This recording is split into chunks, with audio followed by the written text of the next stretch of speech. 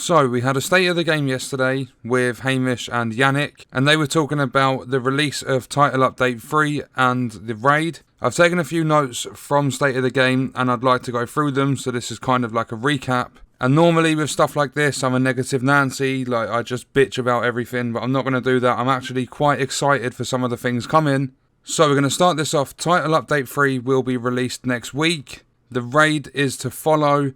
I'm going to guess it's going to be like a couple of weeks after the release of Title Update 3, which is a little bit disappointing, but if they still need to work on things, if they want to test all the balancing and stuff they've done, then so be it. There will be no gear score increase through the Title Update, so all the 515 gear score and stuff like that you've seen in the PTS will not be available when Title Update 3 drops. They're keeping it at 500 because if it's up to 515, then yes, we get to grind more, but at the same time, it's like with other changes they're making in this update, it's going to be like too much for players to kind of deal with in such a short amount of time, because they're releasing this update before the raid so the players can make new builds and stuff and prep themselves for when the raid comes out, or if you're not in World Tier 5 yet, or if you've just started it or something, it gives you more time to get yourself ready. This is something that doesn't really have an effect as such, but they're removing certain commendations that were forcing players to prioritise over other things like in real life, that were requiring you to log in every single day for a month or something like that. They mentioned that it's not fair for them to do that, so they're removing them and they're going to add in other commendations that don't require time, so you can do them at your own pace. I spoke about this in a previous video, but they are upping the cap, so they're increasing the cap of protective fabric and receiver components. That will be 350 at minimum, and if you've got all the perks that increase it, it's going to be a cap of 600 now. Then one of my favourite things they're doing is True Patriot, the gear set. Instead of the flags rotating, you'll see it on your right shoulder when you're using the gear set. Instead of them rotating every 4 seconds, they've halved the time, so it's only 2 seconds for the rotation, which means now it takes a total of 4 seconds instead of 8 to apply the full flag if you're using the full gear set. And also with the perk that full flag is, dealing damage to nearby enemies, they've doubled the damage output. Instead of it doing 25%, it now does 50%. And before the Tidal Basin update, I believe that was Title Update 2, where they released World Tier 5, everyone in World Tier 4 would have a cap of 450 gear score. That's still the same now. But when you opened your weekly clan caches, you could actually get items drop at like 465. Because the cap is 500 in World Tier 5, they've made that a hard cap. You can't get any higher than 500. They've actually slightly reduced the quality of items you're now going to get out of your clan cache. So I'm not sure if that's going to, like, I'm pretty sure you'll still have your high ends, like you get 5 high ends if you get the gold weekly cache. I'm not sure how this works at all, but I'm going to guess like stat rolls will be a little bit worse or something like that. They've basically just ruined clan caches, like they wasn't even good in World Tier 5, like at all. It was just extra items you'd get per week. Chances are you wouldn't use any of it, but now the drops are even worse. But with that, it's now a lot more likely that items will drop around your average gear score across the board, so literally anything you're doing in game. But there's certain things like the DZ contaminated gear, daily projects, strongholds, control points at level 4, and more are guaranteed to drop at 500 if you've ever reached 500 gear score. So for example, if it goes, like if your highest ever gear score reaches 480, and you go do a control point, you're guaranteed to get 480 gear score items. I believe it goes up in increments of 10, but if you've reached 500 gear score, you're guaranteed 500 drops from a lot of the stuff, and then everything just has more of a chance of dropping the highest tier stuff. There is now an end mission stat screen.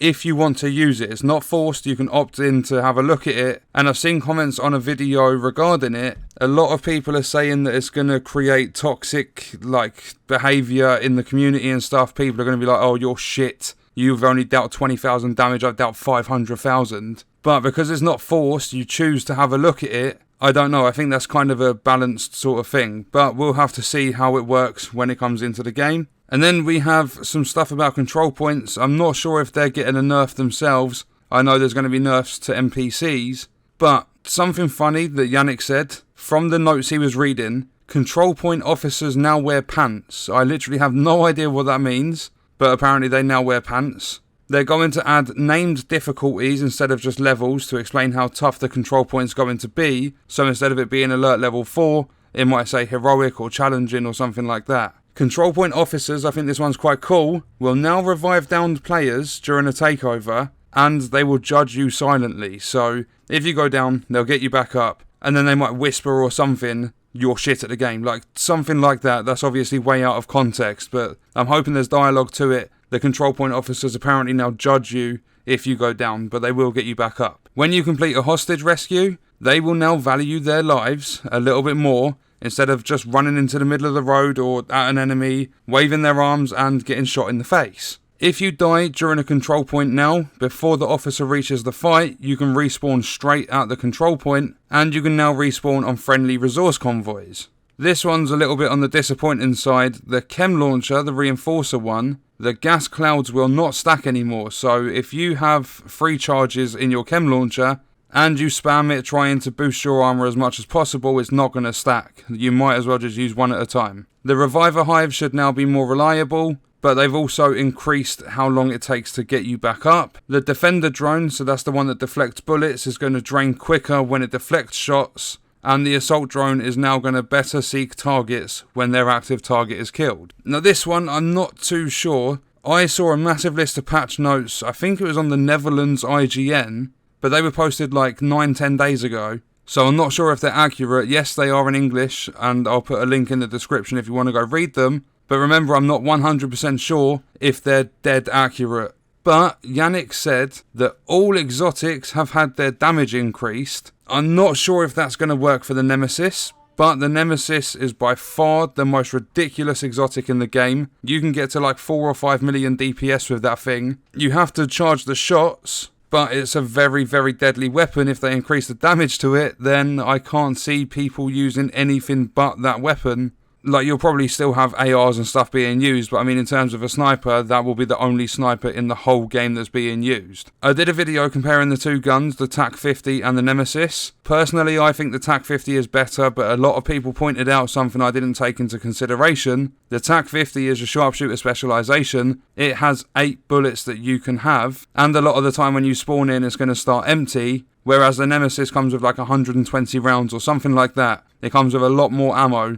So it's obviously going to be the better choice because the TAC-50, you literally get 8 shots. And not just that, the Nemesis deals a little bit more damage. If they've buffed it with this update, it's going to deal way much more damage. And the only thing they've done to the TAC-50 that they mentioned is it now has 2 different zoom states. So you might have like a 4-8 times or a 8-12 or something like that. Basically, there's 2 different types of zoom. I don't think that's enough. I think that specialization needs work. But then so do a lot of things in this game. Bugs, sound bugs, glitches, exploits. Like, people have even taken it to the point where they're cheesing missions that are easy enough to just do standard. And yes, I'm guilty of cheesing the heroic bounty, but heroic's a little bit different to doing it on challenging, normal, hard, and story. And the final thing I want to talk about, the streaming to consoles, not Twitch, not Mixer, the streaming for textures and other things like that has been drastically improved. So on console, the game is going to look a lot better than it already does. And they said that they've made a lot of bug fixes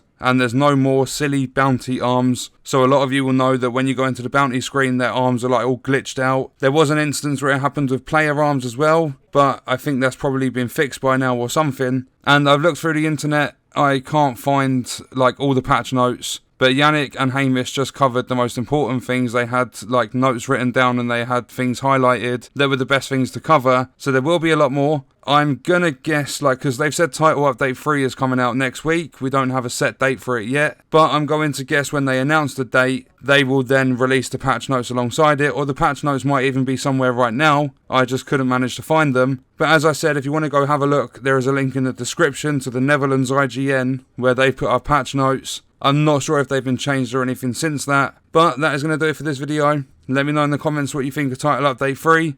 Are you looking forward to the raid? I hope you enjoyed the video. Thank you for watching.